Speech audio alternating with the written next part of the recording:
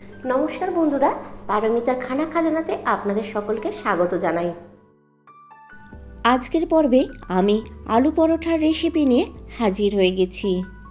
এই আলু পরোটাটা কিন্তু খুব বানানো সহজ, কেননা আমরা কোনো রকম আটা ময়দা মাখা বা বেলার ঝামেলা ছাড়াই এই পরোটা রেসিপিটা বানিয়ে নেব।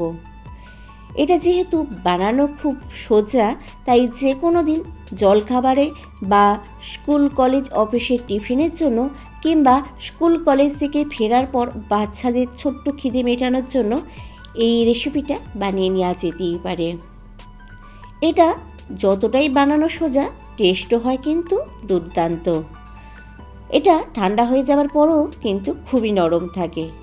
তাহলে চলুন আজকের এই রেসিপিটা দেখে নেওয়া যাক। আশা করছি আপনাদের এই রেসিপিটা খুবই ভালো লাগবে। আমি এখানে প্রথমেই দুটো বড় সাইজের আলু সেদ্ধ করে নিয়েছি, নিয়ে তার খোসাটা ছাড়িয়ে নিয়েছি। নিয়ে আমি এই আলুগুলো ভালোভাবে মেখে নেব। তো আপনারা চাইলে হাতে করেও আলুটা মেখে নিতে পারেন, কিংবা আমার মতো এরকম গ্রেটার দিয়ে গ্রেট করে নিতেও পারেন। তবে এইভাবে গ্রেট করে নেওয়াটাই কিন্তু ভালো হয়, কেননা গ্রেট করে নিলে আলুর মধ্যে কোনো রকম ডেলা থাকে না। যদি আলুর মধ্যে কোনো ডেলা টাইপের থেকে থাকে তাহলে কিন্তু পরোটাটা বানাতেও অসুবিধা হবে আর দেখতেও ভালো লাগবে না। দেখুন আমার কিন্তু পুরো আলুগুলো গ্রেট করা হয়ে গেছে। এবার এর মধ্যে আমি কিছু ইনগ্রিডিয়েন্টস অ্যাড করে দেবো। তার জন্য আমি এখানে প্রথমে দিয়ে দিচ্ছি পেঁয়াজ কুচি। আমি একটা মিডিয়াম সাইজের পেঁয়াজকে কুচিয়ে রেখেছিলাম, সেই পেঁয়াজটাই দিয়ে দিলাম। আর দিয়ে দিলাম দুটো কাঁচা লঙ্কা কুচি। কাঁচা লঙ্কাটা অবশ্যই নিজেদের পছন্দ মতো দেবেন। আর দিয়ে দিচ্ছি কিছুটা পরিমাণ ধনে পাতা কুচি, এটাও নিজেদের পছন্দ মতো কম বেশি করে নিতে পারেন। এবার এর মধ্যে দিয়ে দেবো নুন। নুনটা অবশ্যই নিজেদের স্বাদ অনুযায়ী ব্যবহার করবেন। আর আমি এখানে দিয়ে দেবো সামান্য পরিমাণ চিলি ফ্লেক্স। এটা অপশনাল, আপনাদের ভালো লাগলে দিতেও পারেন, নাও পারেন। একটু দেখতে ভালো লাগার জন্য আমি চিলি ফ্লেক্সটা দিয়েছি। আর দিয়ে দিচ্ছি এখানে হাফ টিস্পুনের থেকেও একটু কম ম্যাগি মশলা। এটা দিলে স্বাদটা অনেকটাই বেড়ে যায়। এইভাবে আমি সবকটা উপকরণ আলুর সাথে মেখে নেব। আপনারা চাইলে এখানে আরও কিছু ইনগ্রিডিয়েন্টস অ্যাড করতে পারেন নিজেদের পছন্দ মতো। মোট কথা আলুটাকে যতটা টেস্টি বানানো যায় ততটাই টেস্টি বানাতে হবে। তো এইভাবে সবকটা উপকরণ দিয়ে আলুটা ভালোভাবে আমার দেখুন মাখা হয়ে গেছে। এবার চলুন এই আলুটাকে সাইডে রেখে দিয়ে আমরা ব্যাটারটা বানিয়ে নেব। তার জন্য প্রথমে একটা বড় বোল নিয়েছি। নিয়ে আমি এখানে 2 কাপ ময়দা দিয়ে দিলাম। আপনারা চাইলে শুধু আটারও কিন্তু এই পরোটাটা বানাতে পারেন, কিংবা 1 কাপ আটা আর 1 কাপ ময়দা দিয়েও এই পরোটাটা বানাতে পারেন। আমি এখানে ময়দাটারই ব্যবহার করেছি। এবার এর মধ্যে সামান্য পরিমাণ নুন দিয়ে দিলাম। খেয়াল রাখবেন আমরা কিন্তু আলুটা মাখার সময় নুন দিয়েছি, তাই সেই বুঝে নুনটা অ্যাড করতে হবে। এবার একটা চামচের সাহায্যে আমি নুনটা ময়দার সাথে ভালোভাবে একটু নাড়াচাড়া করে মিশিয়ে নিয়ে এতে অল্প পরিমাণ জল দিয়ে দিয়ে একটা ব্যাটার তৈরি করে নেবো। দেখুন আমাদের কিন্তু এখানে একটা পাতলা ব্যাটার তৈরি করা হয়ে গেছে। এবার যেই আলুটা আমি মেখে রেখেছিলাম সেই আলুটা আমি এই ব্যাটারটার মধ্যে দিয়ে ভালোভাবে মিশিয়ে নেব। আমি এখানে প্রথমে চামচে করে আলুটা একটু ব্যাটারের সাথে মিশিয়ে নেওয়ার পর চামচটা সাইডে রেখে দিয়ে আমি একটা হ্যান্ড বেটারে করে এই আলুটাকে ভালোভাবে মিশিয়ে নেব। আপনারা চাইলে এখানে হাতেরও ব্যবহার করতে পারেন, মানে হাতে করেও কিন্তু আলুটা ভালোভাবে ব্যাটারে মাখিয়ে নিতে পারেন।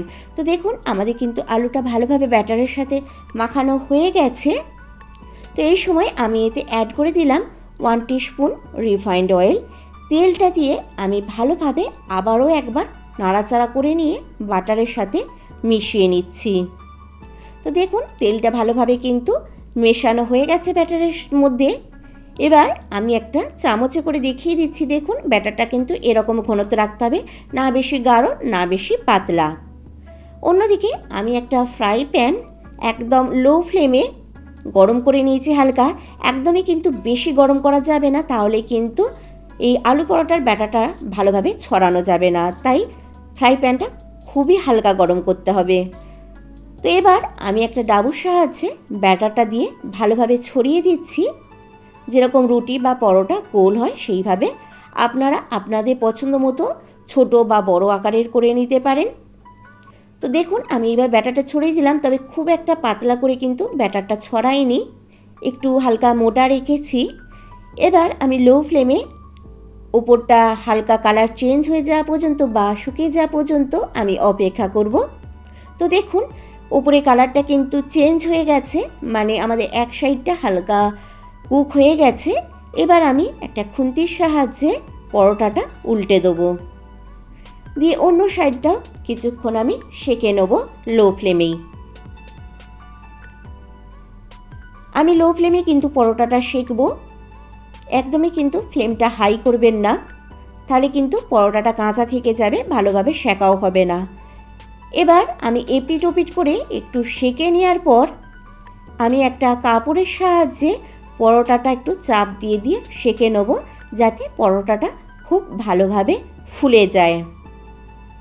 তো কিছুক্ষণ সেঁকার পর দেখতেই পাচ্ছেন আমাদের পরোটাটা কিন্তু একটু ফোলা শুরু হয়ে গেছে। এইভাবে একটু চাপ দিয়ে সেঁকে নিলেই দেখবেন পরোটাটা ফুলে যাবে অনেকটাই। তো এইভাবে কিছুক্ষণ সেঁকে নেওয়ার পর আমি এর ওপর একটু তেল ব্রাশ করে দেবো। একটা ব্রাশে করে সাহায্যে আমি উপর থেকে তেল ব্রাশ করে দিলাম। এবার আমি পরোটাটা উল্টে দিতেই দেখুন পরোটাটা কীরকম ফুলেছে, দেখে বুঝতেই পাচ্ছেন কীরকম ধরনের ফুলে গেছে পরোটাটা। তো এইভাবে আমি একটু চাপ দিয়ে দিয়ে আরও কিছুক্ষণ এইভাবে সেঁকে নিচ্ছি। দেখুন পরোটাটা পুরোটাই কিন্তু ফুলে গেছে। এবার এই সাইডটাতেও আমি অল্প পরিমাণে তেল ব্রাশ করে দেবো। যদি আপনাদের কাছে এরকম ধরনের কোনো ব্রাশ না থাকে তাহলে চামচে করে অল্প একটু তেল ওপর থেকে ছড়িয়ে দিতেও পারেন। তো দিয়ে পরোটাটা আবারও আমি উল্টে দিয়ে আরও একটু কিছুক্ষণ এইভাবে সেঁকে নিচ্ছি।